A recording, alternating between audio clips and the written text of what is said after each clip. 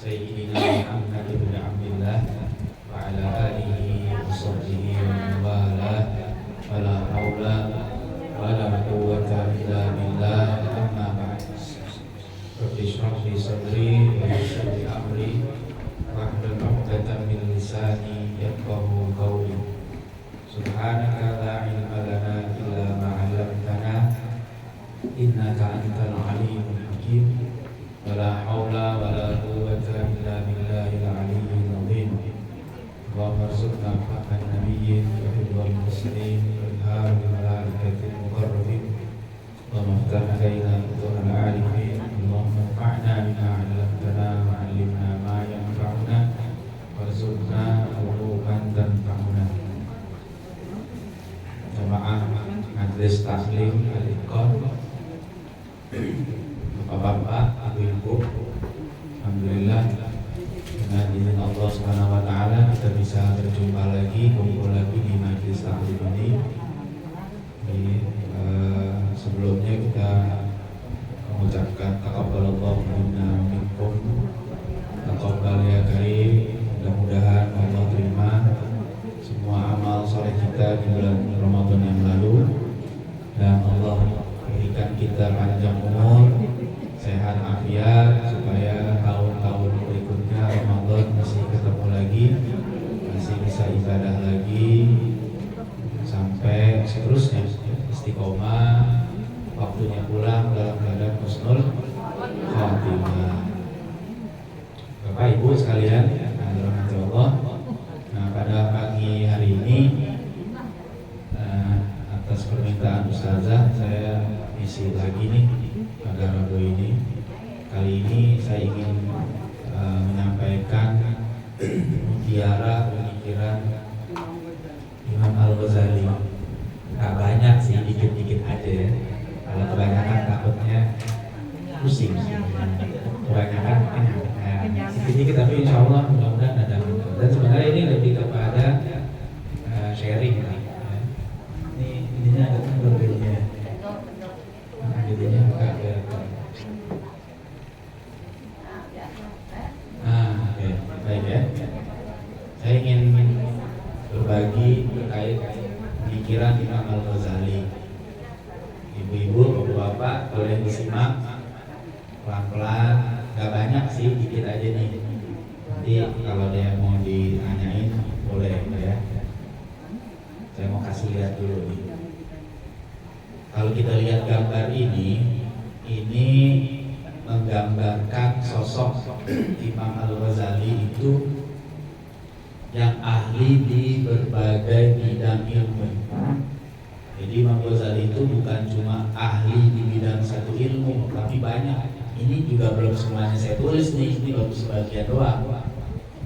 Ya, jadi kalau mau di bidang fikih Imam Ghazali pakar, usul fikih ahlinya, mantik atau logika, ilmu kalam, filsafat, kosmologi. Nanti ada tuh ilmu namanya kosmologi, ya, politik. Nah, Imam Ghazali pakar politik. Wah, ada kitab beliau nanti itu yang bahas tentang adab-adab berpolitik. Namanya At-Tibrul Masmuk fi Nasihatil Muluk. Kristologi. Imam Ghazali ngerti tentang Kristen, ngerti. Imam Ghazali punya kitab yang bahas tentang Kristen, tentang kristologi, tentang ketuhanan Nabi Isa. Nama kitabnya Ar-Raddul Jamil bi Uluhiyyati Isa. Ya, pakar pendidikan. Ya, punya otoritas dalam ilmu hadis, tafsir. Imam Ghazali punya tafsir. Kalau ketemu tafsirnya itu ada 40 jilid. Kalau ketemu, masalahnya tafsirnya hilang. Ya, mungkin itu sebagian kitab yang habis dimusnahkan ketika Baghdad dihancurkan oleh tentara Mongol. Jadi nggak ketemu. Tapi dicatat oleh para ulama, Imam Ghazali itu punya kitab tafsir sekitar 40 jilid. Ya, psikologi, tasawuf dan seterusnya. Banyak nih kalau kita membahas satu-satu, banyak. Ya, pengajiannya bisa sampai tengah malam kagak kelar. Jadi saya nggak bahas semua ada ya. Dan Imam Al-Ghazali itu satu-satunya ulama yang dikenal dengan gelar Hujjatul Islam. Jadi kalau Bapak Ibu mendengar nama Hujjatul Islam, itu biasanya orang udah langsung otomatis ya Imam Al-Ghazali, udah nggak ada yang lain lagi. Ya, satu-satunya ulama yang dikenal dengan gelar itu Imam Ghazali. Kalau yang namanya Syekhul Islam itu banyak. Ya, Zakaria Al-Ansori, ada yang menyebut Ibnu Taimiyah dan macam-macam. Itu ada yang menyebut Syekhul Islam. Tapi kalau Hujjatul Islam itu hanya Imam Ghazali. Ya, nggak ada yang kenal lagi itu selain Imam Al-Ghazali. Ya, baik. Nah ini banyak. Nanti di awal Juni saya ada kajian ini di Jakarta, di Kalibata, di INSIS. Saya akan bahas ini semua. Tapi ya sedikit-sedikit aja untuk melihat gambaran tentang keilmuan Imam Al-Ghazali. Ya, baik. Nanti kita akan lihat. Nah, saya pribadi punya satu komunitas yang suka mengkaji kitab-kitab Imam Al-Ghazali. Ini ada yang online, ada yang offline. Ya, ini hikmah COVID-19. Ya, COVID enak apa enggak, Bu? Nggak enak ya. Waktu pertama kali COVID nggak enak ya, nggak bisa ngapa-ngapain, nggak bisa keluar, majelis tutup, masjid tutup, ya, bingung. Nah, tapi ada hikmah, memang gitu kadang-kadang Allah memberikan sesuatu kepada kita itu setelah ada ujian-ujian. Ternyata begitu pas COVID kita nggak bisa kemana-mana, ada sebagian teman yang hubungin saya pengen ngaji. Ya, saya bilang gimana caranya, orang kita pada tutup semua, masjid ditutup, pengajian ditutup gitu kan.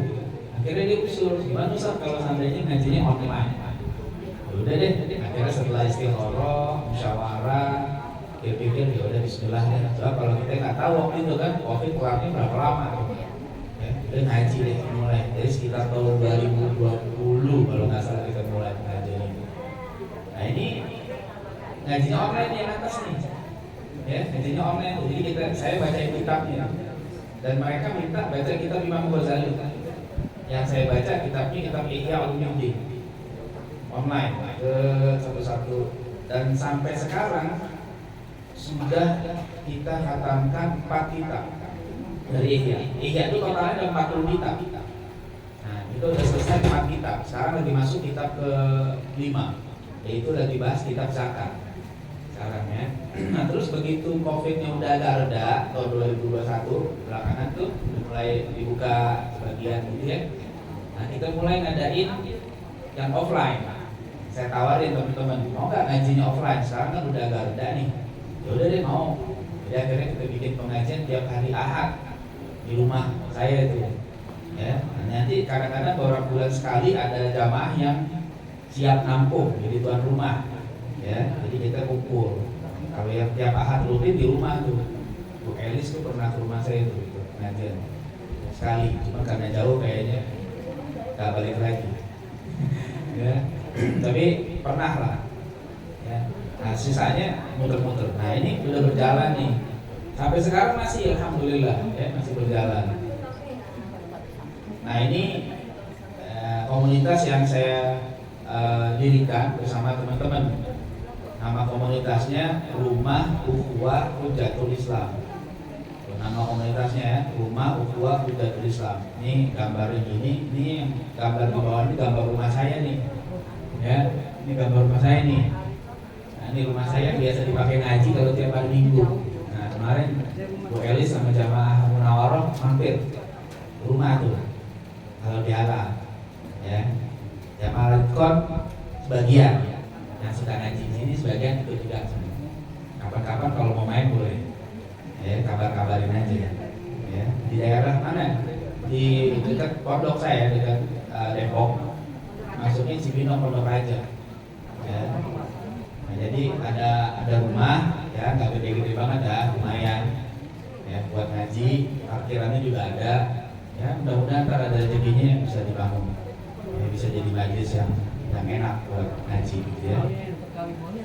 Nah, ini komunitas ini memang kami fokus untuk meneliti, mengkaji ya pemikiran Imam Al-Ghazali. Bukan berarti pemikiran ulama lain nggak penting. Ulama lain juga kita ngajiin, cuma porosnya di sini nih. Ya kenapa? Karena beliau itu, nah tadi bagaimana pemikiran ini di berbagai bidang ilmu itu ada, makanya enak. Jadi kita kalau mau ngomong apaan aja itu pasti ada nama Imam Ghazali. Makanya kita pilih sosok Imam Ghazali itu karena itu, ya. Nah, setelah ngaji udah hampir 5 tahun berarti ya, dari 2020. Sekarang kan 2025, 5 tahun. Saya minta teman-teman yang ngaji sama saya itu nulis dong, saya bilang gitu, nulis yang udah dipelajari apa aja. Ya udah pokoknya tulis aja, kan udah banyak ngaji, udah 4 tahun. Coba nulis. Pokoknya ambil satu pemikiran Imam Ghazali, tulis. Minimal satu orang saya minta katakan 5 halaman aja deh. Kumpulin nanti saya yang edit, saya yang benerin kalau ada yang salah-salah. Sampai akhirnya terkumpul tuh tulisan, ada 21 orang yang nulis. Nah, dan akhirnya saya jadi buku kayak begini. Ya, jadi yang ngaji-ngaji ini saya suruh nulis, saya tulis kumpulan kasih saya, tulisannya itu saya rapiin. Ya lama, kemudian pas habis lebaran jadi terbit. Semalam juga udah kita bedah bareng-bareng.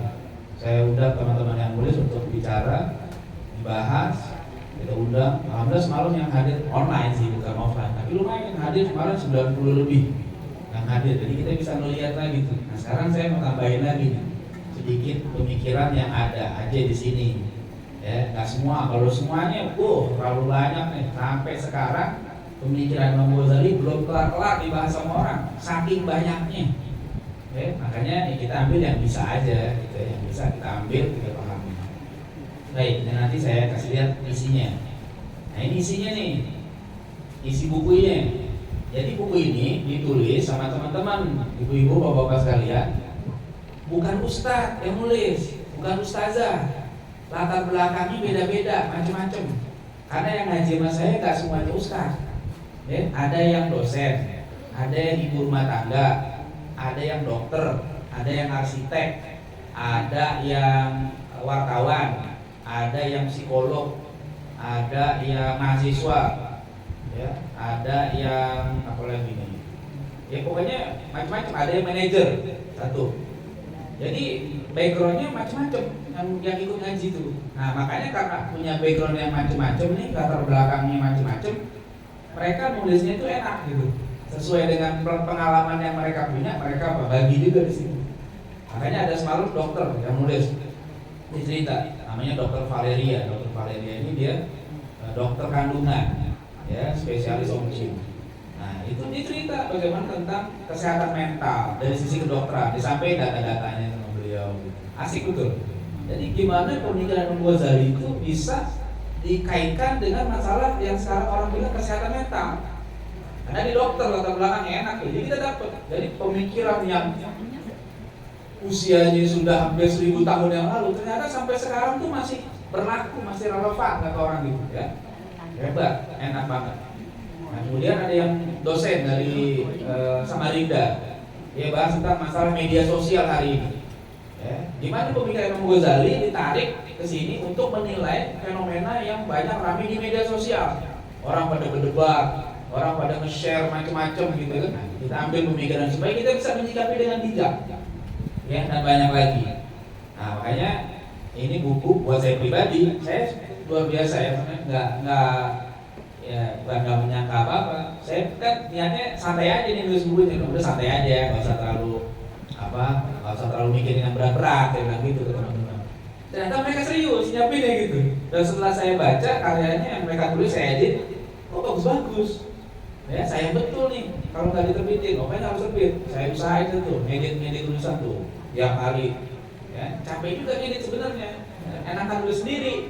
Ya, kalau tulisan kita sendiri enak kan. Kalau ngedit tulisan orang tuh kadang ada yang belum rapi, ada yang ini, ada yang pahamnya gimana. Udah deh, tapi saya nikmatin aja karena banyak faedah yang saya dapat.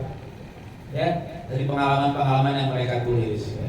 Nah, gitu. Nah, ini contoh beberapa pemikiran yang mereka tulis. Saya cuma ngampilin aja nih, comot-comotin dikit aja dari buku yang ada.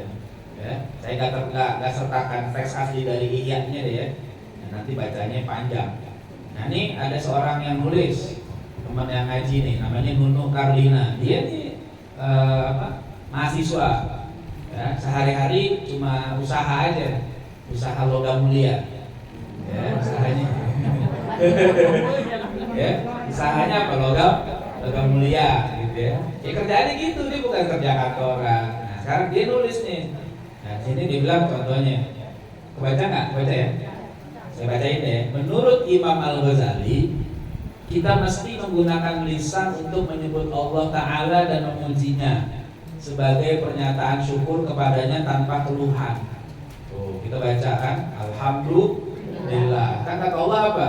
Amma bi ni'mati rabbika fahaddits. Jadi kalau dapat nikmat suruh apa? Sebut. Gitu ya. Terus jangan ngeluh. Jangan ngeluh. Ngeluh itu gimana? Misalnya kita dapat nikmat, ya. Ngomong yang enak ngomongnya. Kalau ditanya, gimana badan sehat? Alhamdulillah. Nah, usaha gimana? Alhamdulillah. Itu semangat, jangan ngeluh. Ngeluh tuh bukan berarti harus cerita macam-macam. Kalau ditanya jawabnya nggak enak tuh kayak ngeluh. Gimana usahanya? Ya alhamdulillah dah. Atau ngeluh tuh. Ngomongnya ngeluh gitu. Ya alhamdulillah dah. Nah itu ngeluh itu sebenarnya. Ya, soalnya kayak Karedo gitu. Gimana usahanya sekarang nih? Ya begini dah, tahu sendiri lah. Alhamdulillah aja. Dan itu ngeluh gitu kayak begitu. Nah, nggak semangat. Jadi mau senang mau susah bilang alhamdulillah. Udah begitu. Udah nanti Allah kirim itu. Nah, Imam Ghazali bilang kalau puji Allah begitu, alhamdulillah. Nah, barang siapa ditanya tentang keadaannya, lalu ia mengeluh, maka ia tergolong manusia durhaka. Itu kata Imam Ghazali. Kenapa? Karena ia mengeluhkan raja dari segala raja, Allah maksudnya, kepada seorang hamba yang hina dan tidak berkuasa apa-apa. Yang mengatur hidup itu siapa? Allah. Terus kita ngomong itu, gue capek begini. Itu kan dia ngomong ke orang tuh. Jadi dia ngeluhin Allah kepada hambanya. Itu durhaka betul itu orang. Jadi jangan kayak begitu. Ya, nggak boleh itu kayak begitu. Durhaka gitu tuh. Jangan, udah. Dagang lagi ramai alhamdulillah. Lagi sepi alhamdulillah. Jangan pakai alhamdulillah dah. Jangan. Kenapa? Masih banyak nikmat lain yang kita terima. Gitu ya.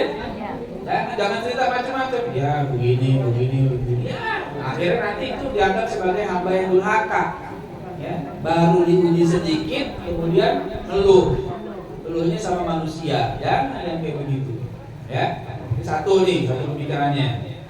Jadi Imam Ghazali ngajarin itu untuk apa? Untuk bersyukur, ya. Dua. Nah ini yang sebelah sini nih, Robiansa. Nih sebelah sini ya. Nah ini nih yang saya baca ini. Dia dosen di Samarinda, ya, dosen di Universitas Mulawarman Samarinda. Ya, dia bilang gini, dengan mengingat nasihat Imam Al-Ghazali, saya belajar bahwa hidup di era media sosial membutuhkan kebijaksanaan yang luar biasa. Media sosial dengan segala potensinya bisa menjadi ruang belajar yang baik, tapi juga bisa menjadi jebakan yang menguras energi. Maka mari kita belajar untuk lebih bijak agar ilmu yang kita bagikan tidak hanya berguna bagi orang lain, tetapi juga menjadi sarana untuk menjaga ketenangan hati kita sendiri. Semoga kita bisa menerapkan kebijaksanaan ini dalam setiap interaksi, baik di dunia maya maupun di kehidupan nyata. Nih, udah diambil Imam Ghazali apa? Kata Imam Ghazali, ada 4 macam kebodohan. Ya, berapa? 4 macam. Yang 3 nggak bisa disembuhin. Tuh, yang 3 nggak bisa disembuhin. Yang 1 bisa disembuhin. Jadi yang namanya penyakit ada yang bisa disembuhin, ada yang nggak bisa disembuhin. Khususnya penyakit kebodohan yang kata Imam Ghazali. Yang nggak bisa disembuhin itu penyakit bodoh karena karena hasad, karena iri, dengki, sentimen di hati. Itu nggak bisa disembuhin, itu susah tuh. Orang kalau di hatinya udah hasad, iri, dengki sama orang, susah disembuhinnya tuh. Ya, jadi dia kalau melihat orang yang punya ilmu, pengennya ngejatuhin aja. Kalaupun nanya, bukan pengen tahu, cuma pengen ngetes. Nah, ada tuh begitu modelnya tuh. Nah itu orang penyakit begitu, bodoh yang kayak gitu gak bisa disembuhin. Kenapa? Karena dia bukan pengen berobat, dia cuma pengen ngejatuhin orang yang berilmu. Tuh susah tuh. Nah zaman sekarang banyak orang gitu tuh, ya muncul di mana-mana, khususnya di media sosial juga ada gitu. Ya, kemudian yang gak bisa disembuhin juga orang yang bodoh, baru belajar sedikit, ya, baru belajar sedikit, lalu pengen tentang orang yang belajar udah puluhan tahun, ya, gitu ya. Jadi kalau boleh dibilang ini orang-orang sok tahu. Kalau tadi hasad setting, kalau ini sok tahu. Baru tahu sedikit, udah ngerasa selevel sama orang yang belajar puluhan tahun. Ya, kalau kata sekarang baru hijrah kemarin, ya, udah apa? Udah macem-macem. Ya, kemarin waktu belum hijrah jadi guru silat. Ya, begitu baru belajar sedikit udah jadi kayak kiai besar. Ah, itu nggak benar tuh. Yang kayak begitu susah disembuhinnya tuh. Kenapa? Karena memang orangnya nggak tahu diri, sok tahu. Nah itu susah disembuhkan. Ya, orang yang gitu tuh, penyakit kebodohan susah disembuhkan. Yang ketiga, ada orang yang pengen tahu hal-hal perkara besar, perkara sulit, tapi kemampuan akalnya terlalu kecil. Dia nggak mampu memahami perkara-perkara tinggi. Kenapa? Karena dasar ilmunya belum kuat. Jadi kayak ibarat orang baru belajar kayak anak TK gitu ya, tapi pengen tahu anak pelajaran anak kuliah, kan belum waktunya tuh, harus ada syarat yang dipenuhi dulu. Nah dia nggak bisa jadinya. Nah itu susah juga. Jadi kalau maksudnya kalau orang kayak begitu nanya, nggak usah dijawab. Kenapa? Karena belum waktunya. Jadi kalau ada anak TK nanya urusan orang dewasa, jangan dijawab. Bukan kita pelit. Kenapa? Karena belum paham. Jadi, nah ini fenomena ini nih di medsos ini banyak. Ya, coba kalau di medsos itu kan nggak bisa dibedain mana orang pinter sama orang nggak pinter. Semua bisa komen. Ya kan? Ada masalah apa? Dikasih tahu sama yang ustadz sama kiai, yang awam muncul. Begini, begitu. Dia copy paste aja tuh. Nih, begini. Padahal kalau ditanya juga nggak paham itu. Nah, maksudnya apa yang diambil dari pemikiran Ghazali? Bapak Ibu kalau ngadepin orang gitu jangan diladenin. Capek. Hati kagak tenang. Ya, makanya Imam Ghazali ngasih tahu tuh, itu penyakit kebodohan yang nggak bisa sembuh. Kenapa? Karena memang nggak ada niat untuk berobat, nggak ada niat pengen bener, nggak ada. Cuma pengen petantang-petenteng doang, kira-kira gitu tuh. Jadi daripada kita ngurusin yang kayak begitu, mendingan kita ngaji begini, manfaat. Jadi kita bener, kita bisa paham, kita bisa perbaiki diri kita, bisa perbaiki keluarga dan seterusnya tuh. Lebih manfaat. Nah makanya kata Imam Ghazali, satu kebodohan yang bisa sembuh adalah kebodohan yang memang pengen nyari ilmu dengan benar-benar. Nah itu bisa sembuh. Kayak kita ini belum paham misalnya, kita belum bisa baca Quran, benar-benar pengen belajar baca Quran. Nanti bisa tuh. Kita belum ngerti fikih, nanti belajar fikih, nanti bisa tuh dia belajar fikih. Setidaknya buat pengamalan sendiri dia bisa. Bagaimana wudhu yang benar, bagaimana sholat yang benar. Kalau emang benar-benar hatinya pengen belajar, yang kayak gitu, ajarin. Masih mau Ghazali, mendingan ngurusin yang kayak begini nih. Kenapa? Karena yang kayak begini ada harapan untuk sembuh. Tapi kalau ada Bapak Ibu kalau buka medsos, penyakitnya banyak. Okay? Orang yang kagak paham bisa moci. Ya, kalau dulu orang pengen masuk TV susah tuh, ustaz ada ini. Kalau sekarang bisa rekaman sendiri. Ya, ngomong sembarangan, ngomong soal agama yang begini, yang begitu, yang baru belajar Islam kemarin sore tiba-tiba udah bikin podcast. Ya Allah, dikasih tahu nggak nerima, ya udah capek kita kayak begitu. Udah mendingan yang kayak begitu, tugas kita udah ngingetin sekali, udah dua, yang lain udah banyak, udah kita ngurusin yang lain aja. Mendingan temenin orang-orang yang benar-benar mau belajar, itu manfaat, gitu ya. Tuh pemikirannya Imam Ghazali zaman dulu yang sangat relevan sampai hari ini. Yang ketiga nih ibu-ibu rumah tangga nih, ya, dia nulis. Ada masa di mana saya merasa gersang dengan sholat yang saya lakukan. Saya merasa sholat yang saya lakukan itu hanya sebatas ritual. Kadang sering muncul was-was juga. Ketika itulah Allah yang Maha Baik memberikan pertolongannya. kepada saya yang lemah ini. Dikirimkannya obat untuk saya melalui pembahasan sholat dalam kitab Ihya Ulumuddin karya Imam Al-Ghazali. Al-Aqsa ini diampu oleh Ustaz Muhammad Abdiasa, yang saya ngedarin gitu ya. Maksudnya gini, kenapa dia merasa begini Ibu? Karena Ihya itu bukan cuma bahas fikihnya. Jadi bahas sholatnya itu bukan cuma bahas rukun, syarat, bukan. Itu dibahas dari mulai bersuci, nanti rukun sholat, syaratnya, sunnah-sunnahnya. Tapi sampai rahasia sholatnya dibahas. Bagaimana khusyuk dibahas.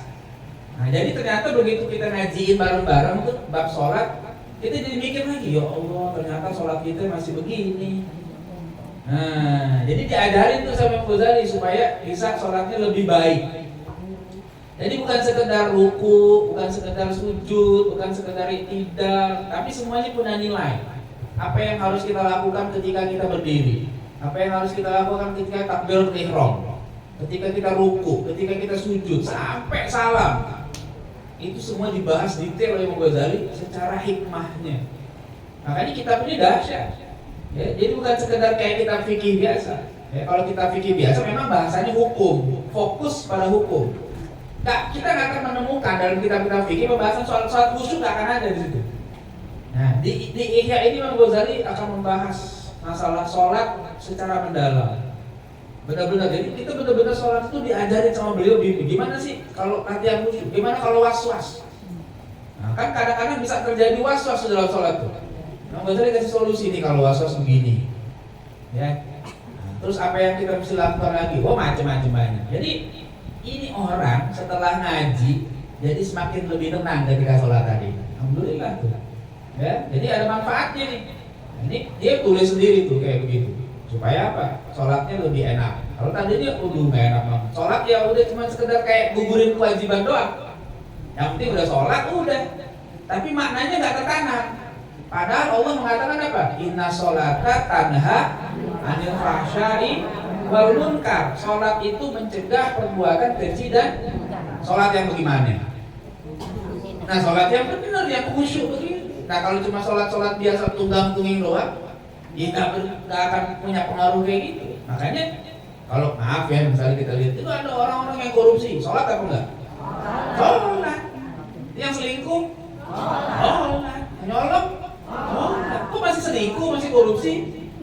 Nah, itu tadi mungkin jangan-jangan sholatnya itu cuma sekedar tunggang-tungging aja, nggak meresapi maknanya, nggak coba ditadaburi sholatnya dengan baik. Akhirnya kata Allah begitu. Jadi kalau sholat yang harusnya mencegah perbuatan keji dan munkar, karena sholatnya sekedarnya doang, ya nggak ada nilai, nggak tertanam. Nah, rugi tuh yang kayak begitu. Ya, oke, itu yang ketiga. Lanjut. Nah, nih, yang mana? Ini ya. Yang kiri ini ya. Nah, ini yang ini dulu nih. Saya bacain nih. Ini namanya Bu Lita. Dia ibu rumah tangga juga. Dia cuma dulu kuliahnya psikologi. Sekarang jadi ibu rumah tangga aja. Nggak ngapa-ngapain. Jadi rumah maksudnya nggak kerja di kantor ya. Dia bilang apa? Salah satu mutiara pemikiran Imam Al-Ghazali adalah ketika membahas tentang pendidikan anak. Nah, ada bahasan tuh di Ihya itu tentang pendidikan anak. Menurut Imam Al-Ghazali, anak adalah amanah orang tuanya yang lahir dalam keadaan fitrah. Bapak Ibu punya anak, nikmat apa enggak? Nikmat punya anak. Makanya ada orang yang maaf ya, misalnya belum punya anak kan pengen banget punya anak ya. Bahkan ada yang sampai usaha, sampai ikut bayi tabung, dalam itu program-program lain supaya punya anak. Kenapa? Karena emang enak punya anak. Tapi jangan lupa, anak bukan cuma nikmat, tapi juga amanah tuh. Kenapa? Lahir dalam keadaan fitrah. Kullu mauludin yuladu ala fitrah. Jadi semua anak terlahir dalam keadaan fitrah. Maksudnya adalah keadaan anak yang terlahir di dunia itu sudah memiliki potensi bawah untuk mengakui dan mengesahkan Tuhannya. Oh begitu? Waktu kita di alam arwah, Bapak Ibu, kita udah bersaksi sama Allah. Alastu bikum qalu bala syahidna. Nah, jadi ketika bayi lahir itu bukan kayak kertas kosong. Jadi pandangan ini tentu berbeda dengan pemahaman filosof barat yang mengibaratkan anak sebagai kertas kosong. Dalam teori psikologi modern ada namanya teori tabula rasa. Gitu. Tabula rasa itu kertas kosong. Jadi bayi dianggap itu kayak kertas kosong, nggak punya apa-apa. Dalam Islam nggak begitu. Imam Ghazali bilang anak lahir itu bukan kertas kosong, udah ada fitrahnya. Fitrahnya apa? Kenal Allah. Makanya begitu anak lahir, ya kalau dalam mazhab Syafi'i itu sunnah diazanin tuh kuping kanan, biar ditegesin lagi. Waktu lagi di alam arwah itu udah bala syahidna. Begitu lahir azanin di kuping kanan, ikomatin di kuping kiri, tapi jangan pakai speaker. Pelan-pelan aja, pelan-pelan, ya. Tungguin begitu udah mulai, tungguin begitu udah kelar azanin itu. Supaya yang mendarat di kuping dia pertama nama Allah itu dulu, ya, dan itu fitrah yang nggak bisa dibohongin. Meskipun ada orang-orang yang merasa dirinya saya nggak perlu Tuhan, saya ateis, nggak percaya Tuhan.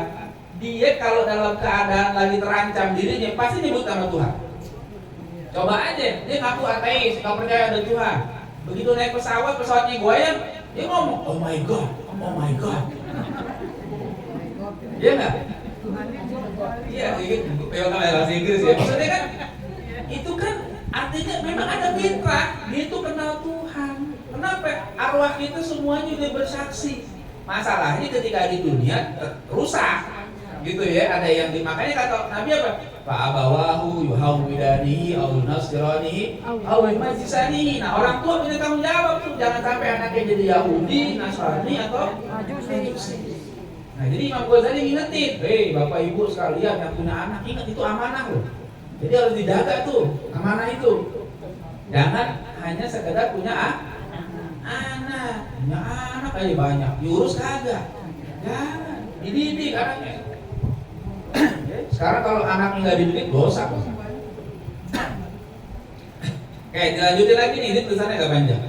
Karena anak itu amanah, maka wajib dijaga dengan baik. Caranya adalah melalui proses penanaman adab atau takdib, pengajaran, taklim, pengembangan, tarbiyah, latihan, riyadhah, penyucian jiwa, tazkiyatun nafs, dan pendidikan akhlak atau tahdzib.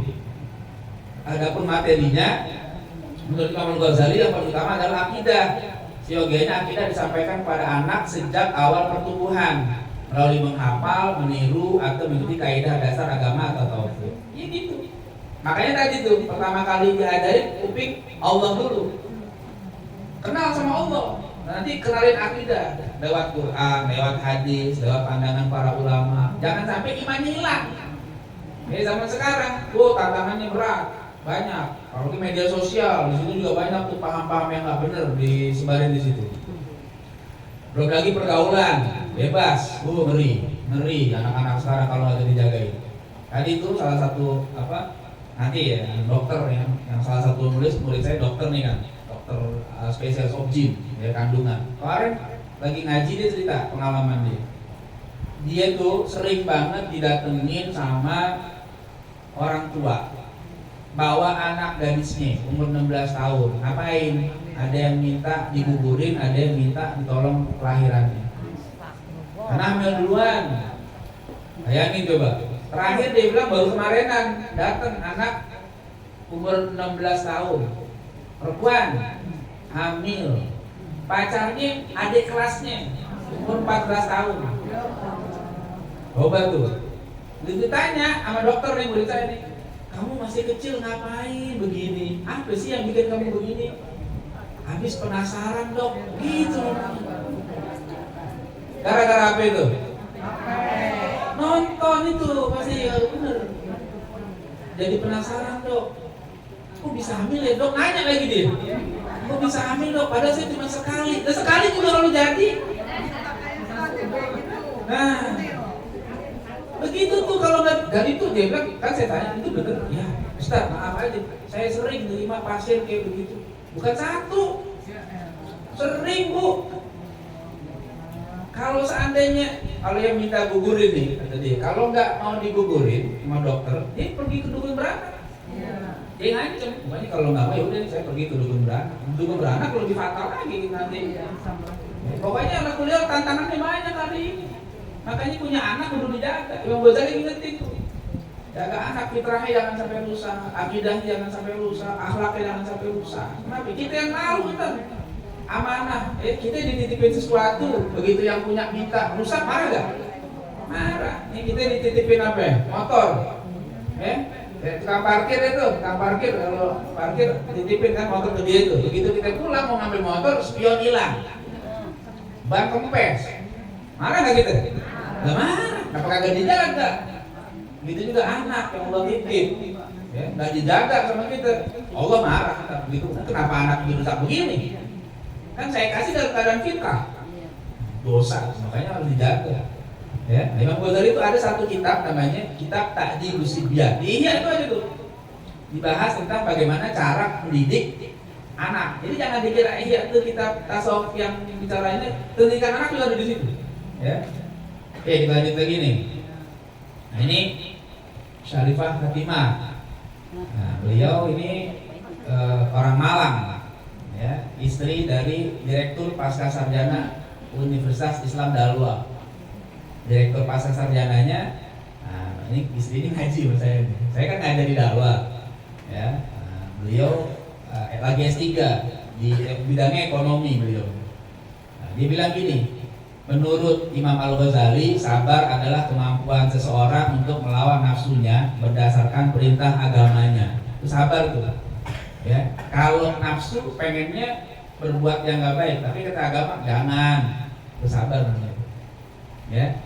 Jadi kan nafsu, kayak puasa kemarin, siang-siang melihat es kelapa enak kan? Enak banget, ya enggak? Nafsu nggak gitu?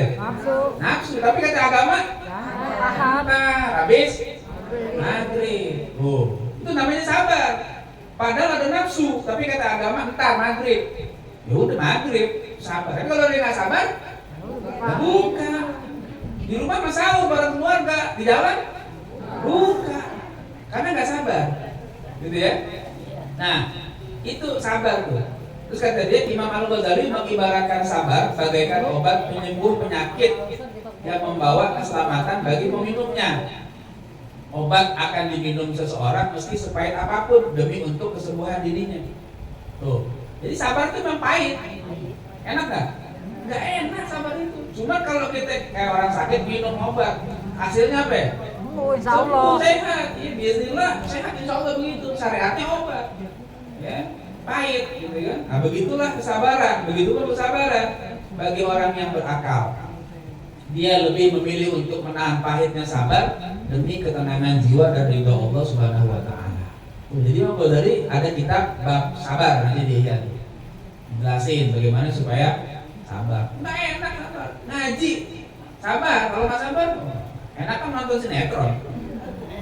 Daripada ngaji, duduk begini dengerin, HP pegel, nonton sinetron enak. Tapi kan perlu sabar. Kalau sabar kan hasilnya ada manfaatnya.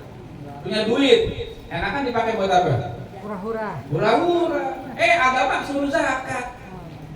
Enak gak? Kalau zakat duitnya berkurang apa tambah? Zahirnya berkurang. Ya kan secara zahir berkurang. Padahal di sisi Allah suruh sedekah. Kalau orang yang nggak pakai sabar kan, ya rugi, gue capek-capek kerja, ngambil zakat. Nggak mau dia ngeluarin zakat. Kenapa? Karena dia melihat kekurangannya.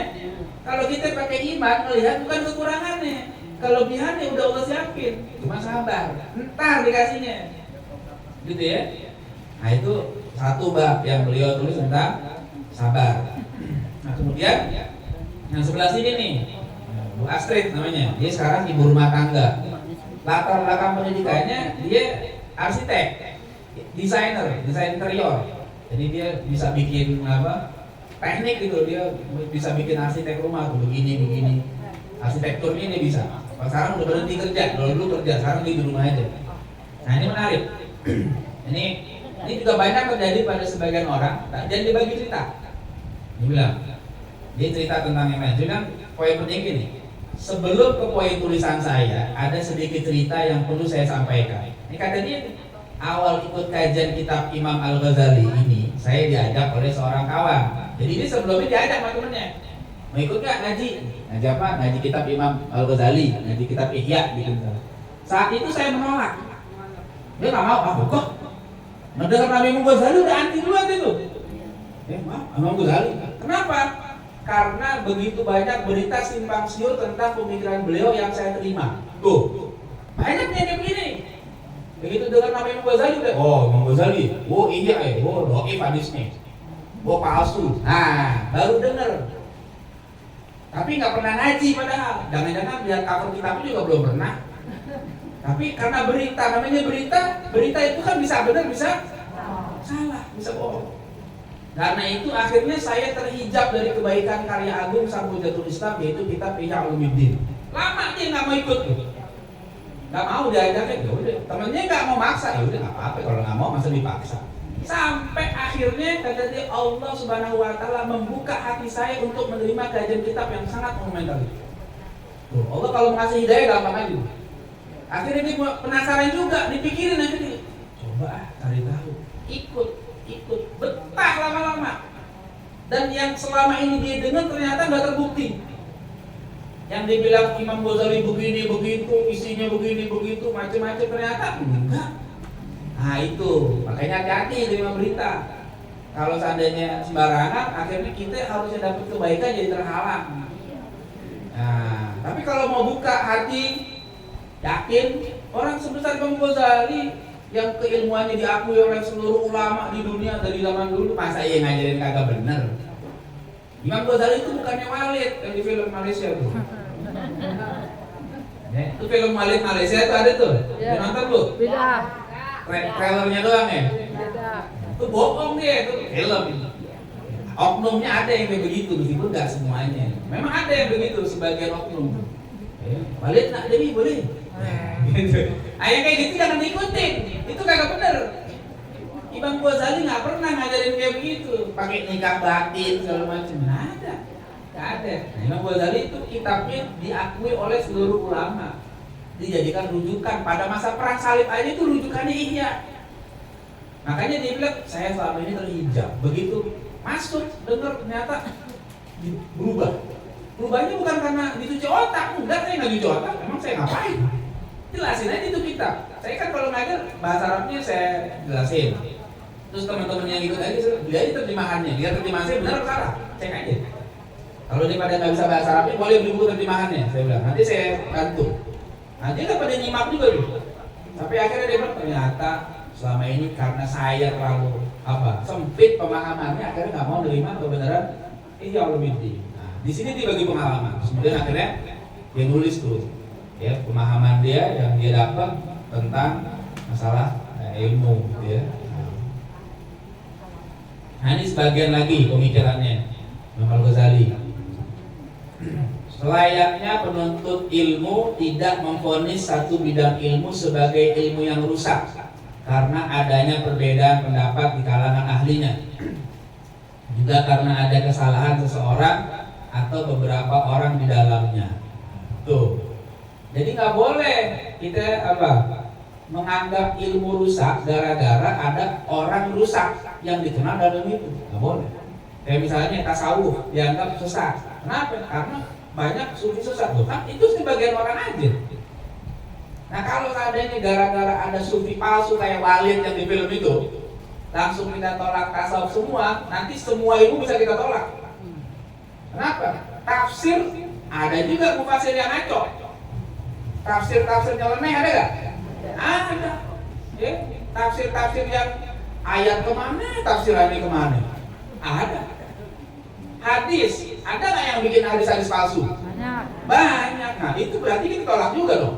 Gara-gara ada yang salah. Fikih, ada nggak ulama atau bukan ulama lah ya? Ada nggak dalam fikih yang fatwa-fatwanya nyeleneh? Ada nggak? Banyak. Ada banyak. Nah artinya apa? Kalau gara-gara kesalahan sebagian orang atau kesalahan satu orang kita tolak ilmunya, kita salah kayak begitu. Jadi nggak boleh. Kenapa? Sebab orang-orang yang benar dalam bidang itu pun pasti nggak membiarkan ilmu itu dirusak. Ulama fikih nggak bakalan diam ketika ada orang berfatwa nyeleneh. Pasti dikritik sama dia. Nggak ada tuh. Ulama tafsir nggak bakalan membiarkan tafsir yang nggak benar. Pasti dibenerin, ini tafsirnya salah, yang benar tafsirnya kayak begini. Begitu juga tasawuf. Kalau itu Walid, itu kan film. Kedua, tapi ada di kenyataannya ini, tapi berapa banyak yang kayak begitu? Dibanding yang benar lebih banyak yang benar. Yang kayak gitu hanya oknum. Jadi kalau saya suka gambarin, ibarat rumah kita gentengnya bocor. Rumahnya perlu dirobohin apa kagak? Jangan. Ganti aja gentengnya. Yang bocornya buang, ganti genteng yang bagus, tambel. Jadi nggak bocor. Itu juga kalau dalam bidang keilmuan ada yang kagak bener, itu aja yang ditolak. Dia aja yang ditolak. Ilmunya jangan ditolak. Ya, ilmunya jangan ditolak. Rugi kita nanti kalau ilmunya ditolak. Nah, itu adab dalam apa? Dalam memahami ilmu, gitu ya. Dan itu terjadi di semua ilmu macam-macam. Gitu ya. Yang berikutnya, jiwa ibarat penunggang kuda, sedangkan raga ibarat kudanya. Butanya penunggang kuda lebih berbahaya daripada butanya kuda. Gitu kan? Mana lebih bahaya? Kudanya buta apa yang penunggang yang buta? Penunggangnya kan gak bisa ngarahin kalau penunggang yang buta. Tapi kalau kudanya buta, yang nunggangin melek, ahli, bisa diarahin. Ya, ada jurang dia rem. Coba kalau penungganginnya buta, ada jurang terus aja. Jeblos ke jurang. Nah, manusia juga gitu. Jiwa manusia itu kayak penunggangnya. Kalau jiwanya yang rusak, meskipun fisiknya sehat, bisa bikin binasa. Ya, tapi kalau ada orang yang secara fisik sakit tapi jiwanya masih sehat, dia bakal selamat. Gitu ya. Banyak orang yang mungkin secara fisik udah lemah, sakit, tapi karena jiwanya masih sehat, masih ingat sama Allah, nggak rusak.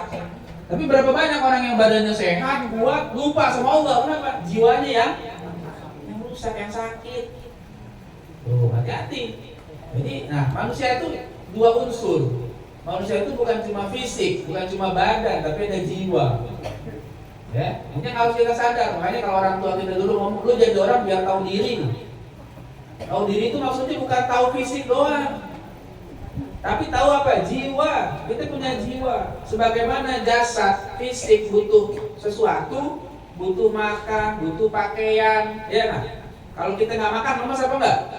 Lemas. Lama-lama kalau nggak dikasih makan, sakit. Lama-lama nggak dikasih makan, mati. Jiwa juga begitu. Nggak dikasih makan, lemas, sakit, mati. Ya, cuma makanan jiwa itu jangan disamain sama makanan fisik. Jiwa kita nggak butuh nasi uduk. Ya, jiwa kita nggak butuh bakso, nggak butuh. Dia butuh ilmu nih. Ini kita lagi ngobatin, ngasih makan jiwa kita sekarang. Kita nanti sholat, ibadah, zikir, baca Quran, sedekah. Nah, itu kita lagi bikin sehat jiwa kita. Fisik kita mungkin lama-lama sakit, namanya makin tua. Sakitnya bukan sakit apa-apa, sakit apa? Sakit tua. Emang udah jatahnya lama-lama berkurang. Tapi kalau jiwanya masih sehat, sakit pun masih ingat Allah. Kan enak begitu. Biar katanya lemas, tapi masih ingat Allah. Coba kalau seandainya yang udah gak ingat Allah, jangankan lagi sakit, lagi sehat juga kagak ingat Allah. Ya, begitu sakit lebih-lebih, ingat sama Allah. Marah aja kerjaannya, lupa sama Allah. Ya, makanya jiwa itu yang juga jangan dilupakan. Ya, sering saya juga nyampein di beberapa tempat ya, dari guru-guru saya nasihat. Jiwa itu nilainya lebih tinggi daripada jasad. Ya, contoh nih, bukan kepada kita aja deh. Ada burung, ya, burung beo bisa ngoceh, ya, harganya mahal, ya, ditawar sama orang. Karena jago menang juara ditawar. Saya beli tuh burungnya cakep tuh. Berapa? Saya beli deh 2 juta. Oh, gak mau. Saya kalau mau jual 10 juta. Baru tuh saya jual. Ini kata yang punya. Kenapa ya? Burung udah pinter ngoceh. Udah gitu menang lagi kompetisi. Mahal harganya. Masa 2 juta murah banget, gak mau.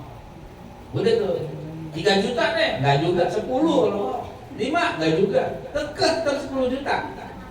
Besok mati. Jadi berapa juta harganya? Nah, gak ada nilainya, dikasih juga ogah. Kenapa? Karena mati. Padahal jasadnya sama, ya kan?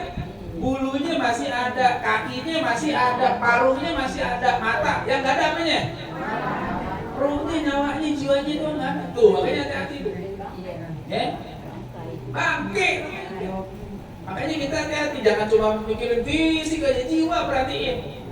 Fisik kita nih yang cakep-cakep tetap lama-lama hilang cakepnya. Yang dulu masih muda-muda, kulitnya kenceng, sekarang kaki ibu kan kata saya. Pakai keriput, ada peon, gitu lah lama. Kita juga sama, saya juga gitu nih kalau panjang umur begitu ya. Nanti begitu masuk kubur, apa? Jatah siapa? Jatah belatung.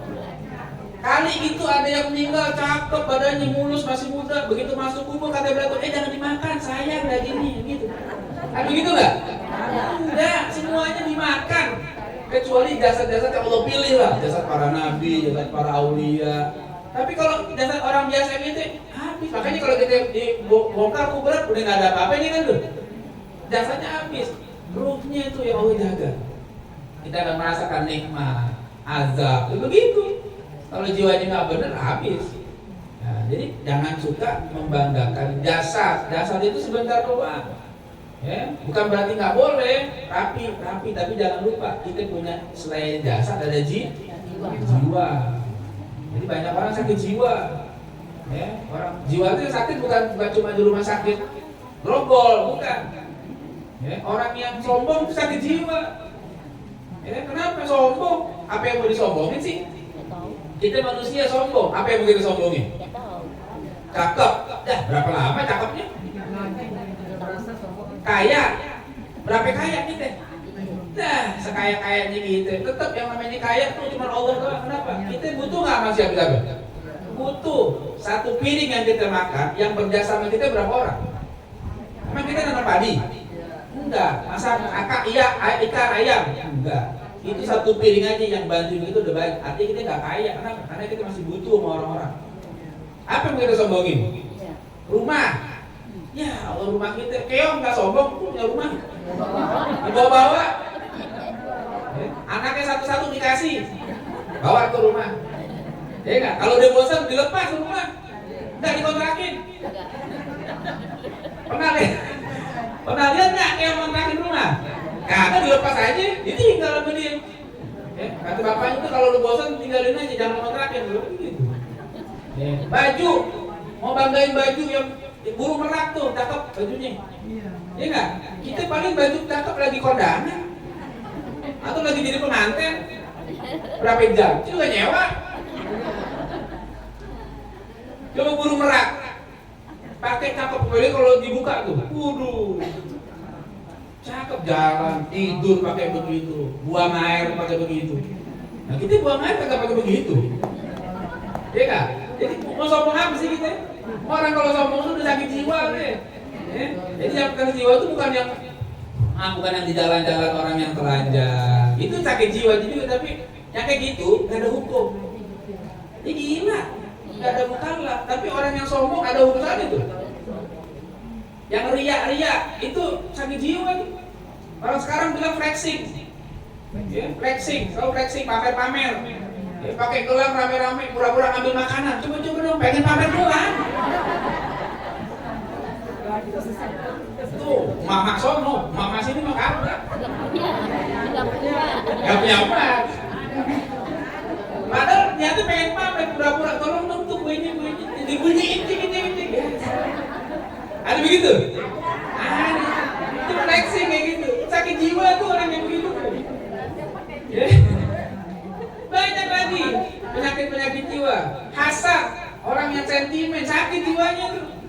Melihat tetangga beli kulkas, dia meriang. Tetangga beli kulkas, dia meriang. Berarti sakit jiwanya tuh. Ya? Jadi kayak begitu. Jadi jangan dianggap sakit jiwa tuh orang-orang di dalam. Iya itu jiwa lain. Tapi ini kita harus tahu. Jangan sampai jiwa kita sakit. Ya? Kita lanjutin. Nah ini kemudian toharoh. Ya, Imam Ghazali membagi toharoh itu jadi 4. Nah, kalau dalam kitab fikih toharoh cuma 1. Cuma dibahas dari apa? Kotoran dan najis.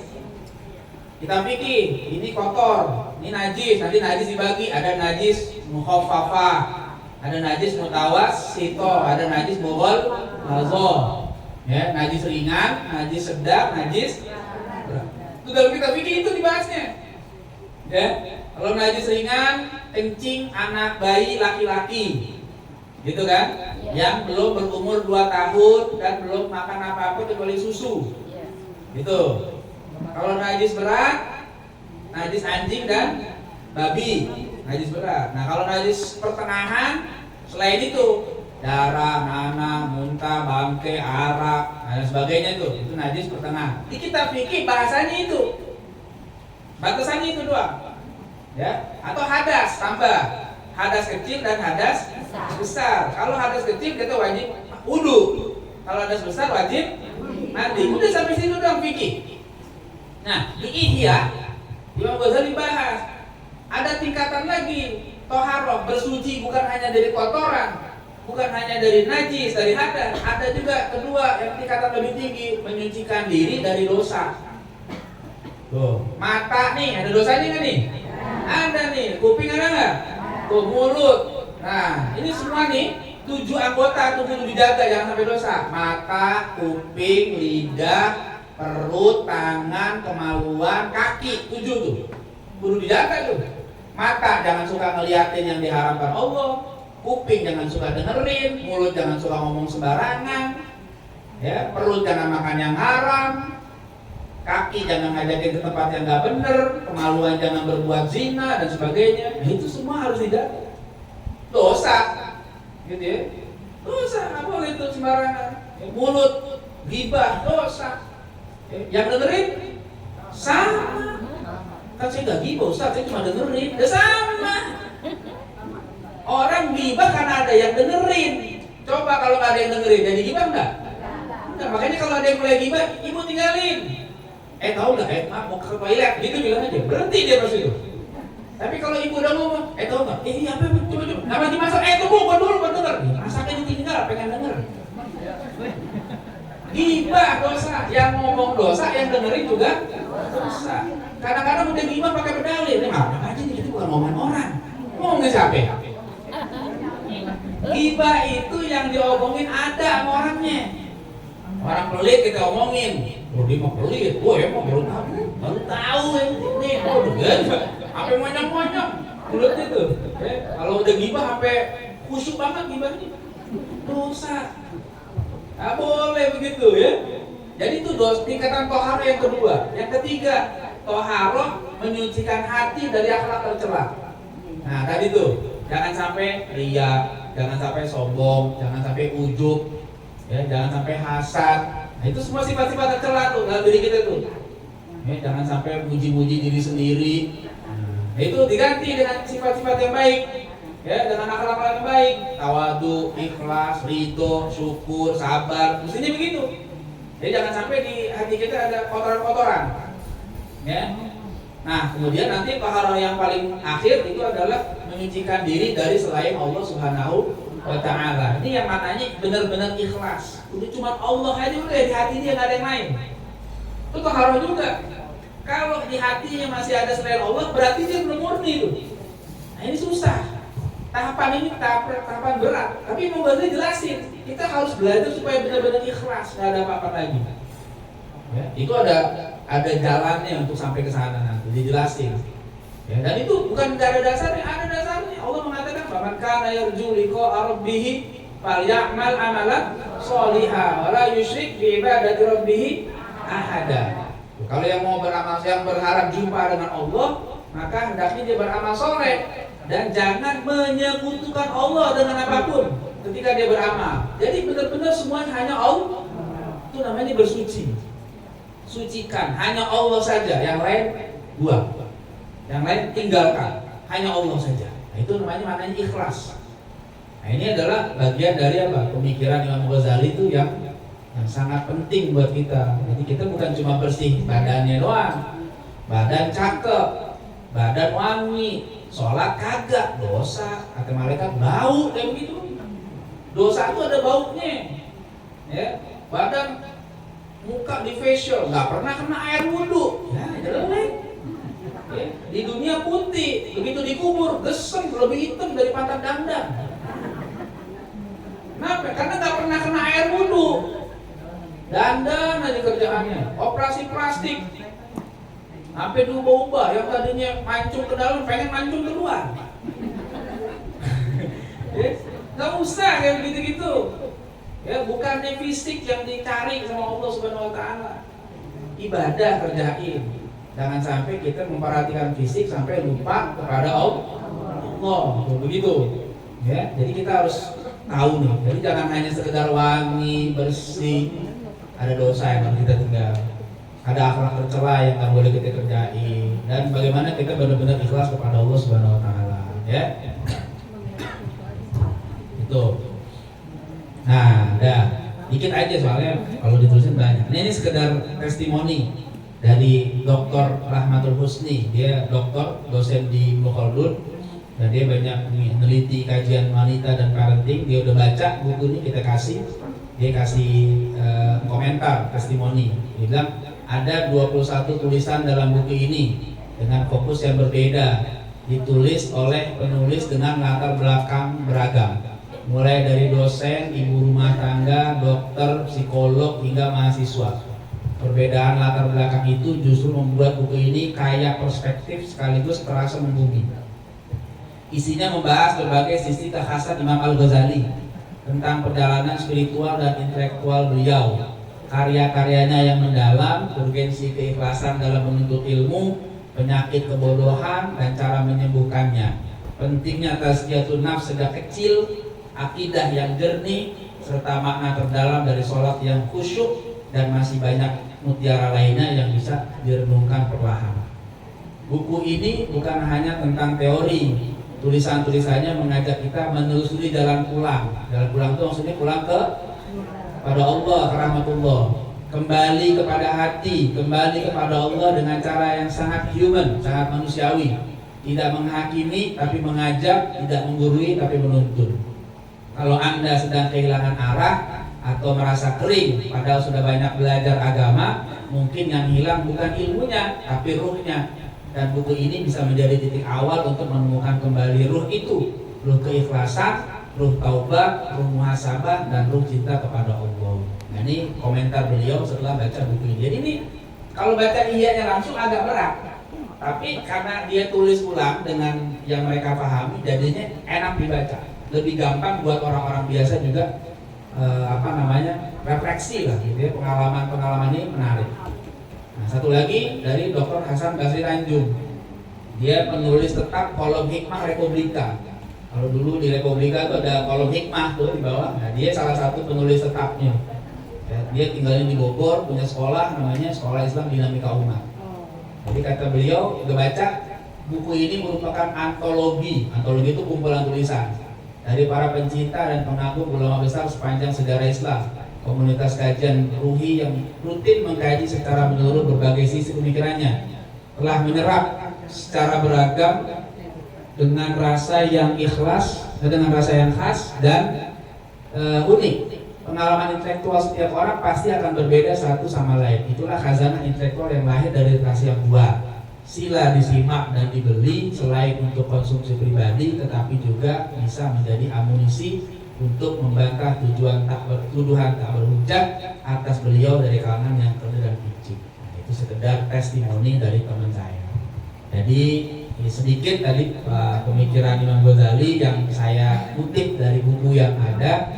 Nah, nanti saya meskipun ini saya bawa aja. Kalau masih ada hapus, siapa tahu ada yang mau, silahkan. Semuanya ada di sini lebih lengkapnya. Insya Allah bisa dipahami dengan gampang. Kalau ada yang mau beli, ngomong aja nanti. Tapi saya nggak bawa banyak karena atau saja takutnya nggak. Udah saya bawa dikit aja. Takut masih ada yang mau beli. Kalau harga normalnya 100.000, tapi buat jamaah di sini saya kasih 80.000. Gitu ya. Kalau ada yang mau nanti boleh. Itu aja sebagai penutup. Terima kasih. Mudah-mudahan manfaat. Nah, nanti kalau saya ini kalau ada yang mau ditanya, diskusikan, silakan. Assalamualaikum warahmatullahi wabarakatuh.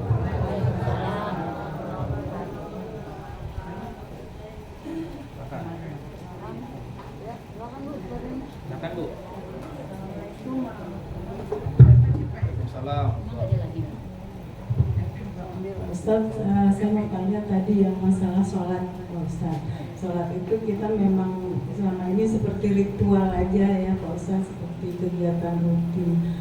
Akhir-akhir ini mungkin kita baru belajar untuk memahami arti sholat atau memperbaiki gerakan-gerakan sholat. Tapi apakah sholat-sholat kita yang sudah lalu itu sia-sia atau dosa gitu Pak Ustaz?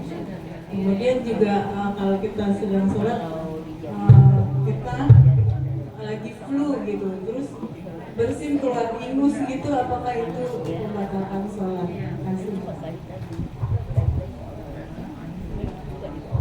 Alhamdulillah Ibu kalau sekarang sudah mulai mau memperbaiki sholatnya itu ada hal yang baik ya.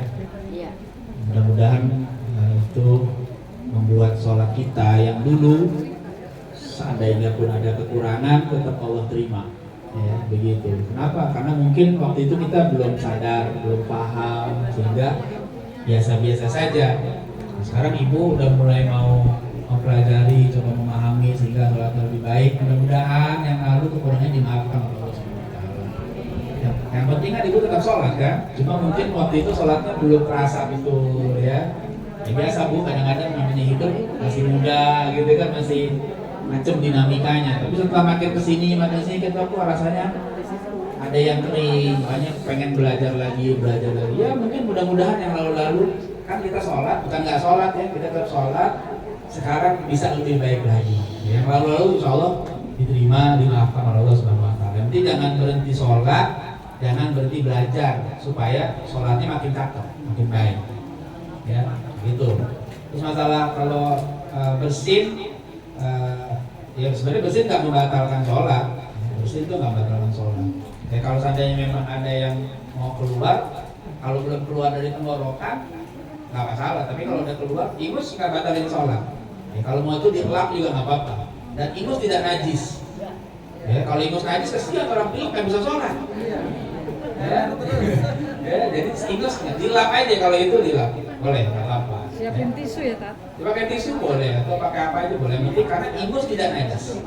Ya, gitu. Tetap sah sholatnya Ibu ya. Ya, boleh. Silakan pertanyaan.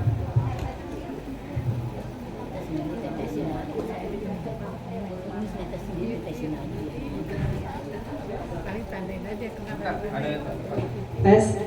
Assalamualaikum warahmatullahi wabarakatuh.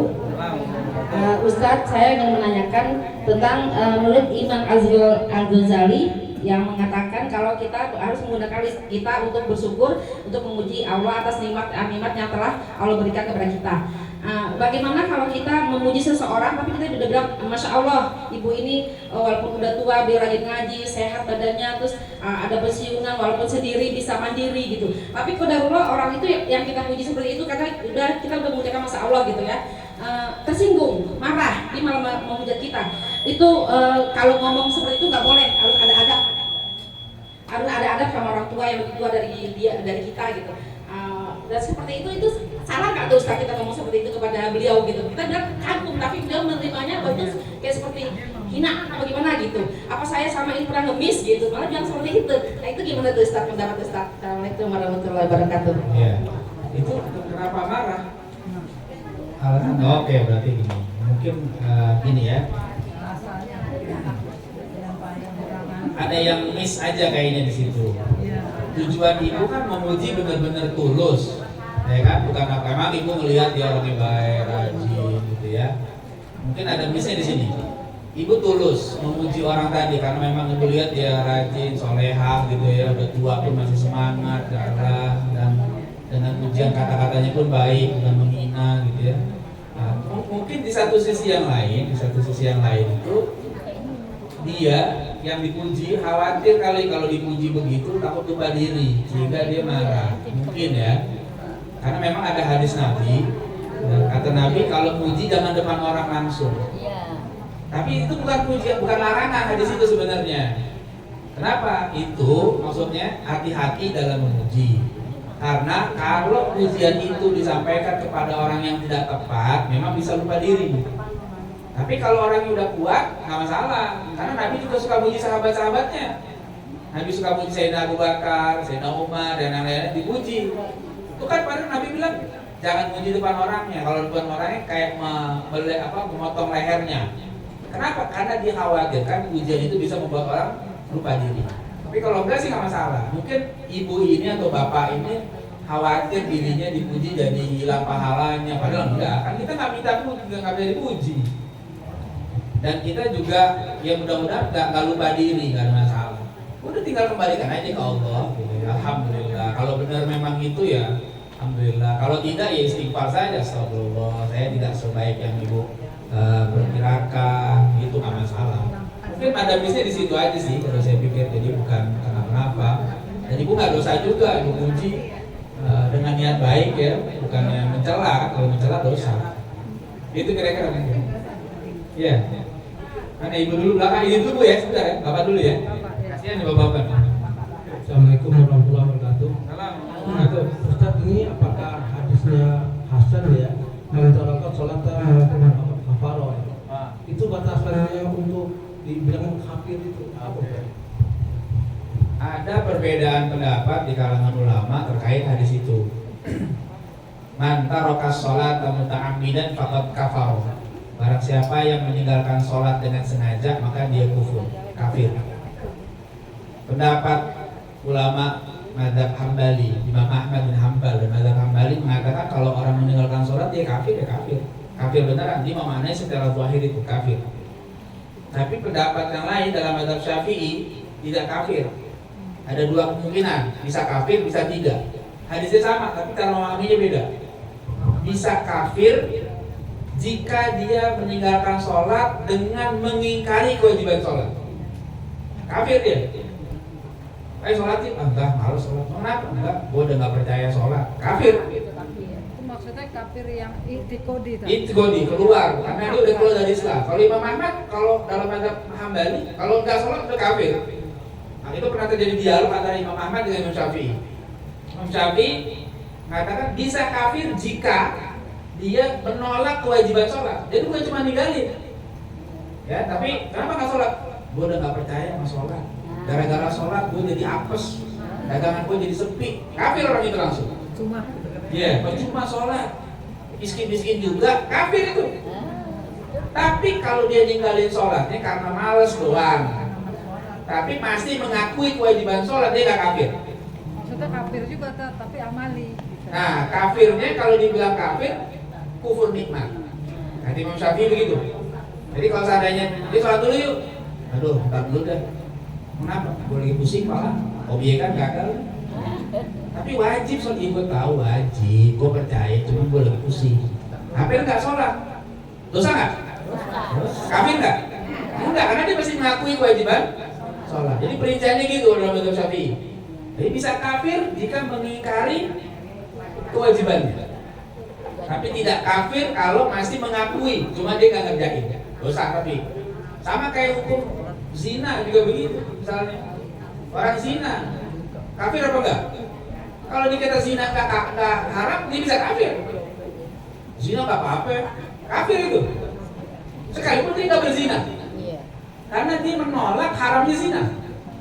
Tapi kalau ada orang yang berzina, maaf ya, misalnya ada wanita nakal, dia berzina, dia kupu-kupu malam kan berzina, tapi dia masih mengakui zina itu haram, dia nggak kafir. Cuma dia dosa. Kalau dibilang udah tobat, ya gue juga pengen tobat, cuma sebingung. Gue dosa lu sendiri, gue tahu dosa, itu masih meyakini dosa kan? Dia nggak sampai kafir, cuma dosa besar. Tapi kalau dia zina mah nggak apa-apa, yang penting suka sama suka. Nah, doa kafir itu dia. Bisa kayak begitu. Maka hati-hati. Ya, itu batasannya kira-kira gitu. Ya, silakan Ibu.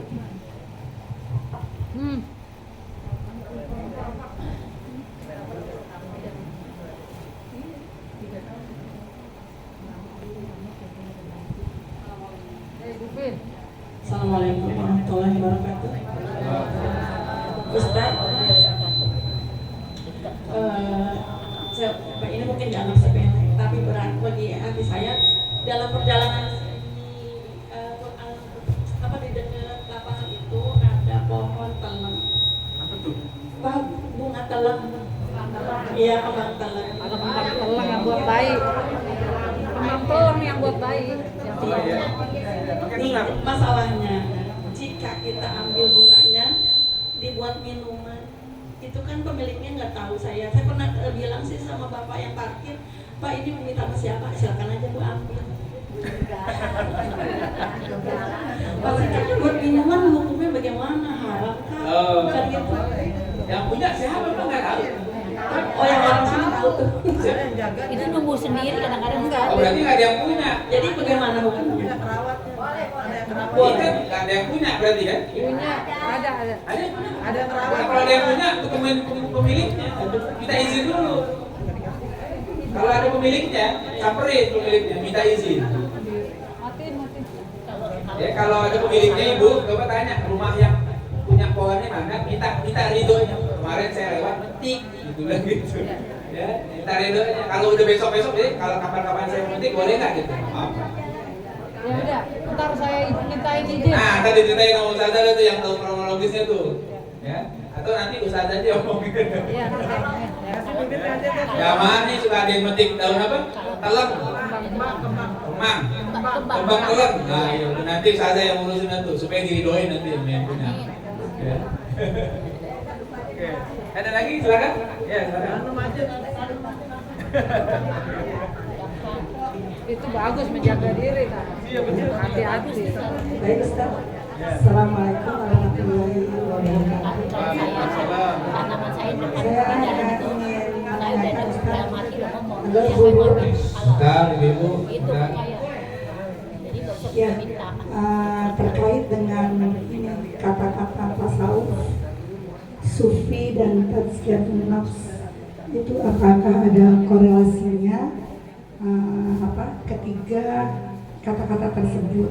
Karena bagi sebagian orang kata-kata tasawuf dan sufi itu mereka menjadi alergi untuk mengatakannya gitu. Sementara mereka lebih memilih dengan tazkiyatun nafsnya. Barangkali itu agar teman-teman juga di sini yang memang belum mengetahui ilmunya sehingga menjadi paham. Itu saja Ustaz. Assalamualaikum warahmatullahi wabarakatuh. Secara sederhananya begini, antara tasawuf dengan tazkiyatun nafs itu kayak wadah sama isinya, kira-kira gitu. Jadi tazkiyatun nafs itu bagian dari tasawuf. Itu. Kenapa? Karena tasawuf tidak hanya bahas tazkiyatun nafs. Ini saya gambarnya ini kan, ya. Ini kan tasawuf nih sebenarnya, ini kan ihya nih. Tapi tasawuf itu bukan ini yang tazkiyatun nafs itu dari sini nih. 1, 2, 3. Ini tasawuf nih. Semuanya tasawuf termasuk nih bahasannya nih.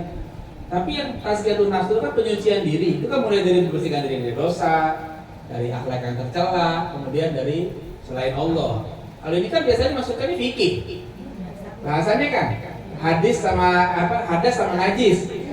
Nah, artinya apa? Tasawuf itu tidak hanya membahas tazkiyatun nafs, tapi bahas hukum syariatnya juga nih. Tuh, makanya tasawuf yang benar tidak akan memutuskan dengan syariat, justru menjaga syariat. Tapi dikaitkan dengan tazkiyatun nafs. Gitu. Tapi kalau udah orang mengaku tasawuf tapi tidak menjaga syariat, itu nggak benar. Apapun namanya, kalau namanya tazkiyatun nafs, kalau syariatnya salah nggak benar, nggak bisa diterima. Maka patokan yang utama tetap syariat. Maka baru tazkiyatun nafs bisa benar. Gitu ya. Jadi bedanya gitu. Tasawuf itu boleh dibilang wadahnya deh. Tazkiyatun nafs itu sebagian. Nah, khususnya kalau kita baca Ihya. Di Ihya itu Imam Ghazali itu kitab pertamanya kitab ilmu, kitab keduanya kitab akidah, terus kitab ketiganya dan seterusnya itu kitab syariat ibadah. Di situ Imam Ghazali itu udah ngasih isyarat tasawuf yang benar tuh kayak begitu, harus berdasarkan ilmu, akidahnya harus benar, syariatnya harus benar. Bab tazkiyatun nafs itu belakangan adanya tuh di Ihya tuh. Ya, jadi nggak langsung tiba-tiba ngomong tazkiyatun nafs, enggak. Ilmunya dulu, terus akidahnya, terus syariat.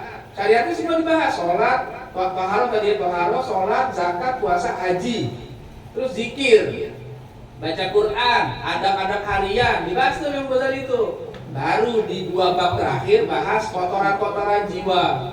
Kotoran jiwa begini, terus obatnya apa? Itu. Jadi sebenarnya tazkiyatun nafs adalah bagian dari tasawuf. Jadi gitu doang bedanya. Ya, apa bedanya? Tasawuf ini cuma masalah umum dan khusus saja. Tasawuf lebih umum. Tazkiyatun nafs itu lebih khusus karena menjadi bagian dari tasawuf itu sendiri. Ya, gitu kira-kira. Ya. Sufi itu orang saja sebutannya.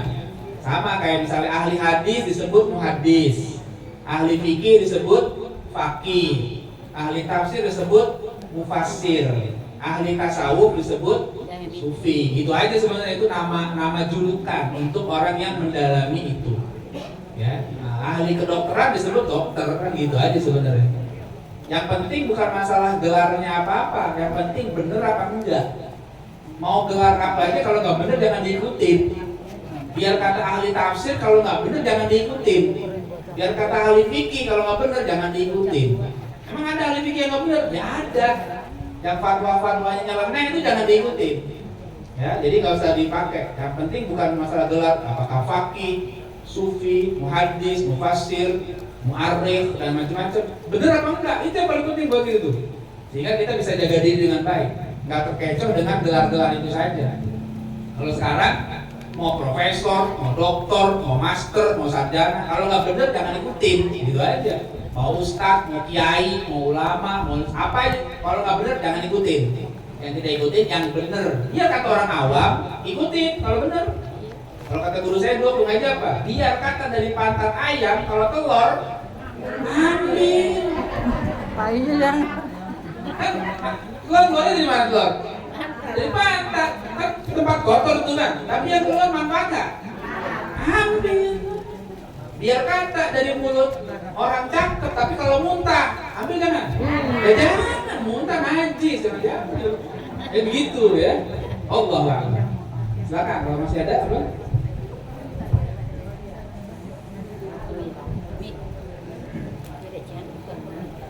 Cukup? tahu aja di hukum. Cukup?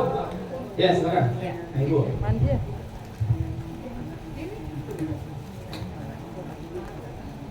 Assalamualaikum warahmatullahi wabarakatuh. Waalaikumsalam warahmatullahi. Dan saya mau nanya masalah kan tadi masalah bunga telang tadi ya. Apa? Bunga telang. Oh, Bu. Ya. Ustaz, apakah saya salah? Misalnya pohon yang di depan rumah saya kan juga ada yang berbuah, ada yang berbunga juga. Terus saya bilang begini, siapa yang ngambil silakan, halal, begitu. Oh, bagus. Enggak, jadi maksudnya Oh, maksudnya punya siapa? Oh, dia punya jadi siapa? orang-orang lain ngambil gitu loh, Ustaz. Oh, dia punya siapa? Saya. Ibu? Iya. Bagus. Saya begitu. Bagus. Jadi nggak ada apa kaitannya itu. Iya.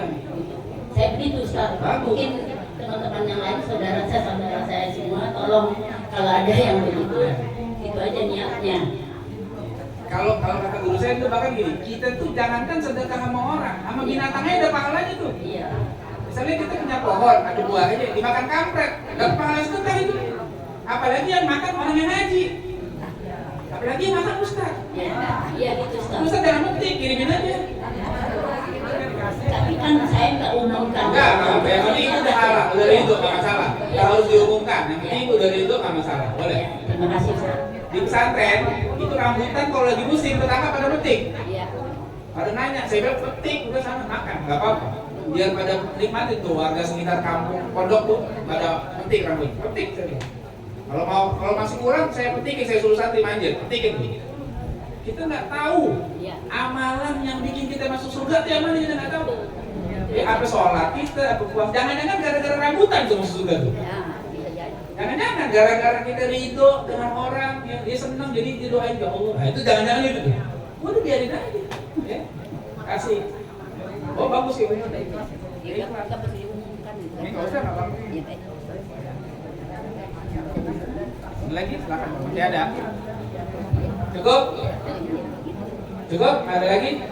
Ya kalau nggak ada lagi, udah selesai ya, kita tutup ya. Iya. Oke, kita tutup. Terima kasih. Kita tutup dengan hamdalah dan doa kafaratul majlis. Alhamdulillahirabbil alamin. Subhanallahumma wa bihamdika asyhadu an la ilaha illa anta astaghfiruka wa atubu ilaik. Assalamualaikum warahmatullahi wabarakatuh.